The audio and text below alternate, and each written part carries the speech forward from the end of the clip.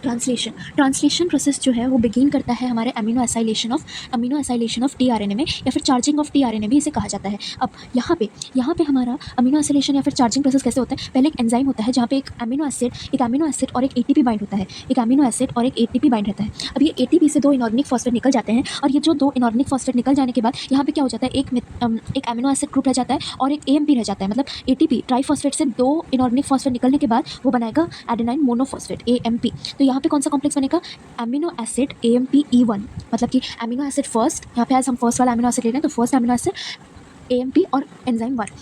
अब यहाँ पे हमारा जो amino acyl tRNA synthetase use हुआ होगा ताकि हमारा अमीनो एसिड यहाँ पे टीआरएनए में लग जाए और उसके बाद ये फिर से इनऑर्गेनिक फॉस्फेट रिलीज करके ये वाला स्ट्रक्चर बनाए। यहाँ पे उसके बाद क्या होता है कि उसके बाद वो जो तीसरा वाला ब्लैंक स्पेस है जहाँ पे कुछ भी नहीं लगा है, वहाँ पे हमारा टीआरएनए आके लग जाता है। अब टीआरएनए आके यहाँ पे लग जाता है। और एक चीज़ ये है कि amino acid along with AMP अगर हो तो हम उसको एक्टिव वाला अमीनो एसिड कहते हैं, एक्टिव अमीनो एसिड कहते हैं, ठीक है। अब उसके बाद यहाँ पे जब टीआरएनए आके बाइंड हो जाता है, उसके बाद क्या होता है कि एंजाइम से हमारा जो एएमपी है वो भी निकल जाता है, और हमारा जो अमीनो एसिड है वो भी निकल जाता है अलॉन्ग विथ टीआरएनए, जो कि वो भी निकल जाता है। तो बेसिकली यहाँ पे हमारा ट्रांसक्रिप्शन वाला जो प्रोसेस है वो फॉलो होता है, जहाँ पे हम लोग ट्रांसक्रिप्शन नहीं, टीआरएनए में हम लोग जो पढ़े थे वहाँ पे हम लोग देखे थे कि हमारा एंजाइम और जो टीआरएनए है उसके बीच में बॉन्ड ब्रेक होता है, एंजाइम और अमीनो एसिड के बीच में बॉन्ड ब्रेक होता है, और ये जो अमीनो एसिड है वो जाके हमारे टीआरएनए के 3' में लग जाता है, इस तरह से कुछ इस तरह से। और ये जो 3' कहाँ पे कनेक्ट होगा, सी टर्मिनल से कनेक्ट होगा, अमीनो एसिड के सी टर्मिनल से हमारे ये कनेक्टेड होगा, और एंजाइम अपना खाली निकल जाएगा, एएमपी भी अलग हो जाएगा, और फिर से ये जो प्रोसेस फिर से दोहराएगा एंजाइम। उसके बाद आता है हमारा सिंथेसिस कैसे होता है पॉलीपेप्टाइड चेन का। पहले तो चेन इनिशिएशन कैसे होता है, पहले तो हम लोग पढ़े थे यूटीआर रीजन होता है। यूटीआर रीजन में हमारा 60S आरएनए रहता है एसडीएस के कॉम्प्लीमेंट्री में। एसडीएस जो होता है, एसडीएस शाइन डोलगार्नो वाला जो सीक्वेंस होता है उसके साथ जो कॉम्प्लीमेंट्री होता है वो होता है हमारा 16S आरआरएनए, जिसके बाद मतलब पहले तो नीचे हमारा 30S रहता है और ऊपर 50S रहता है। प्रोकैरियोट के बारे में बात करें तो यहाँ पे उसके बाद टीआरएनए आता है हमारा, जो हमारा जितने भी कोडॉन्स हैं उनके साथ सीक्वेंशियली बाइंड करता है। जैसे कि यहाँ पे फर्स्ट कोडॉन के साथ कर रहा है टीआरएनए, यहाँ पे बाइंड कर रहा है, तो वहाँ पे हमारा अमीनो एसिड कौन सा होगा, मिथियोनिन होगा, एज AUG हमारा स्टार्ट कोडॉन है और AUG में हमारा टीआरएनए लगा है, तो यहाँ पे मिथियोनिन होगा हमारा जो अमीनो एसिड। तो यहाँ पे क्या होता है कि ये यहाँ पे सी टर्मिनल में बाइंड होता है, और प्लस यहाँ पे 2 चीज़ होता है। पहले तो प्रोकैरियोट में क्या होता है कि ये यहाँ पे जो अमीनो एसिड होता है वो फॉर्माइलेटेड होता है, फॉर्माइलेटेड मिथेन जो है ना वो टीआरएनए के ऊपर यानी मिथियोनिन के ऊपर लग जाता है, टीआरएनए के ऊपर जो मिथियोनिन है उसके ऊपर लग जाता है। अब यहाँ पे ये चीज़ सिर्फ प्रोकैरियोट्स में होता है, जबकि हमारा यूकैरियोट्स में ये फॉर्माइलेशन होता ही नहीं है। हमारा जो मिथियोनिन है वो सिंगल हैंडेडली प्रेजेंट होता है यहाँ पे। अब यहाँ पे क्या है कि जो स्मॉलर सब यूनिट ऑफ राइबोसोम जब एमआरएनए को एनकाउंटर करता है तभी एमआरएनए से प्रोटीन का ट्रांसलेशन बिगिन हो जाता है, तो बेसिकली लार्जर सब यूनिट बाद में आ जाता है, पर पहले तो स्मॉलर सब यूनिट जब लग जाता है तभी ये प्रोसेस स्टार्ट हो जाता है। फिर यूकैरियोटिक ट्रांसलेशन में आज हमने पढ़ा कि फॉर्मेलेशन नहीं होता। और एक चीज़ हमने ये पढ़ा था 50S में 34 प्रोटीन और 30S में 21 प्रोटीन, 40S में 33 प्रोटीन्स और 60S में इधर 40 प्रोटीन्स हो सकते हैं या फिर हो सकते हैं 47 प्रोटीन्स, ठीक है। अब उसके बाद आते हैं 80 डिफरेंट प्रोटीन्स होते हैं यहाँ पे हमारे यूकैरियोटिक में हमारे 80 डिफरेंट प्रोटीन्स होते हैं। हमारे 3 साइट यानी ई साइट, पी साइट और ए साइट। अब हमें इसका फुल फॉर्म पता है, एग्जिट साइट, पेप्टिडिल ट्रांसफरेज, और एक होता है अमीनो एसाइल एक्सेप्टर। अब यहाँ पे ई साइट यानी कि एग्जिट कर जाता है, जिसका काम खत्म वो वहाँ से एग्जिट कर जाता है। पी साइट यानी जिसका काम कंटिन्यू हो रहा है, और ए साइट यानी जहाँ पे हमारा काम जस्ट शुरू होने जा रहा है। बेसिकली अमीनो एसाइलेशन जो होता है ऑफ टीआरएनए वो हमारे ए साइट में ही होता है, ए साइट में ही हमारा अमीनो एसिलेशन होता है।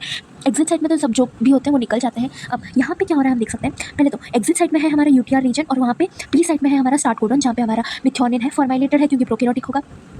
यहाँ पे ये होने के बाद सी टर्मिनल से मिथियोनिन, यहाँ पे जो सी टर्मिनल में लगा हुआ है हमारे 3' से, वहाँ पे हमारा अमीनो एसिड मिथियोनिन होगा। अब ये उसके बाद क्या होगा कि उसके बाद यहाँ पे क्या होता है कि इनिशिएशन कॉम्प्लेक्स फॉर प्रोकैरियोट्स में हमारा 30S होता है, फॉर्माइलेटेड टीआरएनए होता है, 50S होता है यूकैरियोट में, जो कि 40S होता है, मिथाइलेटेड होता है, फॉर्माइलेशन नहीं होता है इसमें, और 60S होता है। फॉर मिथियोनिन एक ATP और एक GTP यूज़ होगा। अब एक ATP कहाँ पे यूज़ हुआ है, एक ATP हमारे यहाँ इस प्रोसेस में यूज़ हुआ है, अमीनो एसाइलेशन में यूज़ हुआ है, और एक GTP कहाँ पे यूज़ होगा, एक GTP यूज़ होगा जब हम लोग इस टीआरएनए को इस साइड में मूव करके इसको रिमूव करने के लिए निकाल देंगे, ठीक है। अब इनिशिएशन फैक्टर जो है वो एक प्रोटीन होता है जो कि ब्रिंग करता है चार्ज टीआरएनए को टू द इनिशिएशन कोडॉन में लाता है। अब देखो ये जो टीआरएनए यहाँ पे अमीनो एसाइलेशन हुआ ये यहाँ पे भी तो आएगा, इसके लिए एक GTP लगता है, तो बेसिकली एक ATP यहाँ पे और एक GTP यहाँ पे लगता है टोटल ट्रांसफर करने के लिए। उसके बाद क्या होता है, उसके बाद होता है चेन का एलोंगेशन। चेन का एलोंगेशन कैसे होगा, यहाँ पे हमारे पी साइड में हमारा मिथोनिन वाला प्रेजेंट है और ए साइड में हमारा नया आ चुका है जीजीसी, यानी जीजीसी का उल्टा होने से यहाँ पे जीजीसी का क्या होगा, अमीनो एसिड ग्लाइसिन होगा, ग्लाइसिन। तो ग्लाइसिन यहाँ पे आ चुका है। अब यहाँ पे मिथोनिन के लिए हमें क्या चाहिए था, एक एटीपी और एक जीटीपी। सिमिलरली ग्लाइसिन का भी टीआरएनए वाला अमीनो एसिलेशन होगा तो एक एटीपी, और यहाँ पे जो एक जीटीपी लगेगा इसको यहाँ लाने के लिए, ए साइड से इसको यहाँ पी साइड में लाने के लिए, वो है हमारा एक जीटीपी। तो ये वाला हमारा इनिशिएशन फैक्टर था मिथोनिन, जबकि हमारा ग्लाइसिन जो है हमारा एलोंगेशन फैक्टर होगा, एलोंगेशन फैक्टर होगा। अब यहाँ पे क्या होगा, एक कैटलिस्ट आएगा। कैटलिस्ट क्या करेगा, इसको ब्रेक करेगा, एक ब्रेक करेगा, और वहाँ पे जो एनर्जी फॉर्म होगा, वहाँ पे जो एनर्जी फॉर्म होगा वो हमारा हाँ, यहाँ पे जो एनर्जी फॉर्म होगा बेसिकली क्या होगा कि हमारे कैटलिस्ट आएगा और हमारे 3-OH और मिथोनिन के बीच में, यहाँ पे 3-OH और मिथोनिन के बीच में उसको काट देगा, और उसको काटने के बाद वहाँ पे एनर्जी रिलीज होगा। ये एनर्जी क्या करेगा, कैटलिस्ट की तरह एक्ट करेगा पेप्टाइड बॉन्ड फॉर्मेशन के लिए, पेप्टाइड बॉन्ड फॉर्मेशन के लिए कैटलिस्ट की तरह एक्ट करेगा। यहाँ पे जो ग्लाइसिन है, मतलब कि जो सेकंड में आया वो वाला का एन टर्मिनल हमारे मिथोनिन जो कि फर्स्ट था उसके सी टर्मिनल से लगेगा, इसका एन टर्मिनल इसके सी टर्मिनल से लगेगा। अब यहाँ पे क्या होगा, ब्रेकडाउन होगा हमारे स्टेरिक बॉन्ड का, यानी OH वाला बॉन्ड, और यहाँ पे जो सी टर्मिनल में हमारा OH और H के बीच में बॉन्ड होकर H2 निकल के बना था, वहाँ पे हमारा ब्रेकडाउन होगा। ब्रेकडाउन होने के बाद क्या होगा कि यहाँ पे रिलीज करेगा एनर्जी और पेप्टाइड बॉन्ड फॉर्मेशन के लिए हेल्प करेगा। C terminal of first amino acid और N terminal of second amino acid join होंगे पेप्टाइड बॉन्ड फॉर्म करने के लिए। अब यहाँ पे क्या होगा, अब C यानी कि COOH और N यानी कि NH2, ठीक है। अब यहाँ पे आते हैं दो चार्ज टीआरएनए जो होते हैं वो क्लोज इनफ होते हैं फॉर्मेशन ऑफ पेप्टाइड बॉन्ड के लिए, जो कि फेवर्ड होता है एनर्जेटिकली। अब इसके लिए प्रेजेंस होगा एक कैटलिस्ट का प्रेजेंस होगा। अब ये कैटलिस्ट क्या होता है, पेप्टिडाइल ट्रांसफरेज होता है पी साइड में, पेप्टिडाइल ट्रांसफरेज होता है जो कि राइबोजाइम होता है जो कि 70S यानी कि प्रोकैरियोट्स में 23S होता है, और यूकैरियोट्स यानी 80S में 28S होता है। फिर हम यहाँ पे हम लोग क्या करते हैं कि हम इसी तरह से इसका rate of peptide bond formation का रेट हम एनहांस कर सकते हैं, ठीक है। अब उसके बाद क्या आता है, शिफ्ट होता है राइबोसोम टुवर्ड्स शिफ्ट, मतलब राइबोसोम जो है अभी यहाँ पे है, इसको यहाँ आना पड़ेगा, तो इसके लिए हमारा राइबोसोम जो है वो शिफ्ट होगा। यहाँ पे जो राइबोसोम है हमारा वो शिफ्ट, ठीक है। यहाँ पे राइबोसोम के शिफ्ट के लिए हमें एक जीटीपी लगेगा ट्रांसलोकेशन के लिए। तो बेसिकली यहाँ पे देख लीजिए, यहाँ पे हमारा जब फिनाइल एलानाइन जब आएगा तो यहाँ पे मिथोनिन वाला टीआरएनए यहाँ पे शिफ्ट होगा, मतलब कि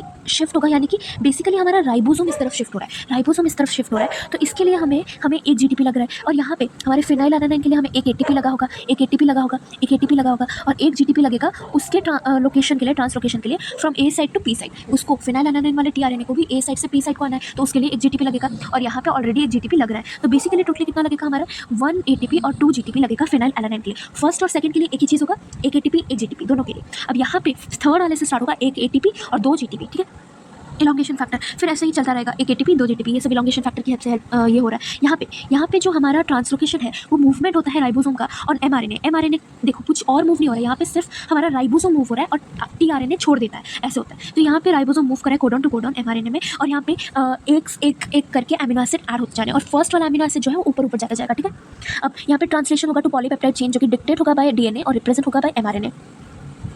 नेक्स्ट उसके बाद आता है हमारा ट्रांसलेशन जो होता है बेसिकली ट्रांसलेशन यूनिट एमआरएनए में वो सीक्वेंस होता है आरएनए का जो कि फ्लैंक्ड होता है बाय इनिशिएशन कोडॉन और एक स्टॉप कोडॉन, ठीक है। इनिशिएशन कैसे होता है, पहले तो यहाँ पे पी साइड में हमारा लास्ट वाला आरएनए होगा, सोच लो यहाँ पे लाइसिन का आरएनए है तो ए है, तो यहाँ पे हमारा टोटल कितना हो जाएगा, हमारे फर्स्ट दोनों के लिए क्या लगा था, यहाँ पे 4 है, तो फर्स्ट दोनों के लिए हमें क्या लगा था, एक एटीपी और एक जीटीपी लगा था, तो दोनों के लिए 2 एटीपी 2 जीटीपी लगेगा। उसके बाद क्या होगा, बाकी जो 2 ऐड हुए हैं उन दोनों के लिए क्या होगा, एक एटीपी पर 2 जीटीपी एक के लिए, तो यहाँ पे क्या होगा 2 जीटीपी 4 एटीपी, तो यहाँ पे होगा हमारा around 2 ATP 2 GTP plus 2 ATP 4 GTP, तो यहाँ पे हो जाएगा हमारा 4 एटीपी 6 जीटीपी होने के बाद बेसिकली यहाँ पे 4 एटीपी और 6 जीटीपी होंगे, हाँ 4 एटीपी और 6 जीटीपी होंगे। और उसके बाद आएंगे हमारा यहाँ पे ये देखो यहाँ पे 4 एटीपी 6 जीटीपी होगा, और एक जीटीपी यहाँ पे आएगा और एक चीज़ यहाँ होगा कि यहाँ पे 7 जीटीपी रहेगा, 7 जीटीपी टोटल रहेगा, 7 जीटीपी यहाँ पे टोटल रहेगा प्लस 1, यानी कि ये तो समझ आ गया 7 जीटीपी कहाँ से आएगा। फिर और एक जीटीपी कहाँ से आएगा, यहाँ पे ये वाला जो है ये टोटल यहाँ पे मूव करेगा, तो एक जीटीपी तो यहाँ पे ऐड हो गया, मतलब 7 जीटीपी बने। फिर यहाँ पे एक जीटीपी लगेगा, जब हमारा चेन टर्मिनेशन हो रहा है तो यहाँ पे एक रिलीज फैक्टर आएगा, उसके लिए भी एक जीटीपी चाहिए, उसको भी एक जीटीपी चाहिए ताकि वो बाइंड हो जाए। तो इसके लिए हमारा क्या होगा कि यहाँ पे रिलीज फैक्टर के लिए एक जीटीपी आएगा, तो बेसिकली हमारा टोटल क्या हो जाएगा 8 जीटीपी हो जाएगा और 4 एटीपी हो जाएगा, चारों के लिए एक, ठीक है। फिर टर्मिनेशन ऑफ पॉलीपेप्टाइड जो है वो सिग्नेंट होता है, एक ऑफ 3 कोडॉन्स होते हैं, एक जीटीपी डिपेंडेंट प्रोसेस होता है, रिलीज फैक्टर होता है जो कि जीटीपी डिपेंडेंट फैक्टर होता है। यहाँ पे एटीपी और जीटीपी बहुत ज़्यादा बनते हैं, यूज़ होते हैं, सॉरी। यहाँ पे एसोसिएट होता है हमारा रिलीज फैक्टर स्टॉप कोडॉन के साथ, यहाँ पे ये रिलीज फैक्टर जो है हमेशा स्टॉप कोडॉन में ही आएगा, ठीक है। अब रिलीज़ यहाँ पे कंप्लीट पॉलीपेप्टाइड को रिलीज़ कर देगा ये, और उसके बाद क्या होगा, देखो यहाँ पे मैंने ये दोनों ही 3' to 5' ड्रॉ किए हैं, 3' to 5' ड्रॉ किए हैं, तो बेसिकली हमें देखना है ये 5' to 3' लिखना है, और ये वाला उसका उल्टा होना चाहिए, ठीक है। अब यहाँ पे क्वेश्चन है, mRNA अगर 999 बेसिस पर न्यूक्लियोटाइड्स कंटेन करेगा तो फिर बेसिस का पोजीशन क्या मतलब बेसिस अगर उसका पोजीशन 901 वाला उसको हम डिलीट कर देंगे तो फिर कितने कोडॉन्स रहेंगे जो कि अल्टर्ड हो जाएंगे, ठीक है, कितने कोडॉन्स होंगे जो अल्टर हो जाएंगे। तो बेसिकली यहाँ पे एज हमारा 901 वाला हम लोग डिलीट कर दिए तो हमारा 901 प्लस उसके बाद जितने भी हैं वो सब अल्टर हो जाएंगे, यानी कि 99 बेसिस अल्टर हो जाएंगे, ठीक है। तो इसकी वजह से क्या होगा, हमारा 33 कोडॉन्स, क्योंकि 99/3 करेंगे हम तो 33 कोडॉन्स जो है वो अल्टर हो जाएंगे, ठीक है। अब जीन रेगुलेशन कैसे होगा, जीन रेगुलेशन कैसे होगा, यूकेरियोट्स में gene regulation gene and battery model से बताया था ब्रिटन एंड डेविडसन ने, ठीक है। उसके बाद जीन रेगुलेशन यूकेरियोट्स में परफॉर्म होता है 4 लेवल्स में। ये वाला होता है हमारे during transcriptional level, post transcriptional modification के टाइम में भी हो सकता है, मेनली ड्यूरिंग स्प्लाइसिंग होता है, 50 to 90% प्राइमरी ट्रांसक्रिप्ट आरएनए होता है जो कि डिस्कार्ड होता है ड्यूरिंग दिस प्रोसेस। अब उसके बाद होता है ड्यूरिंग ट्रांसफर ऑफ एमआरएनए, जो कि एमआरएनए हमारे न्यूक्लियस में उसका पोस्ट ट्रांसक्रिप्शन होता है, वो चीज़ जब न्यूक्लियस से साइटोप्लाज्म आएगा उस टाइम में भी हो सकता है, या फिर ड्यूरिंग ट्रांसलेशन लेवल भी हो सकता है। डेवलपमेंट और differentiation of embryo adult organism में कैसे होता है, एज अ रिजल्ट ऑफ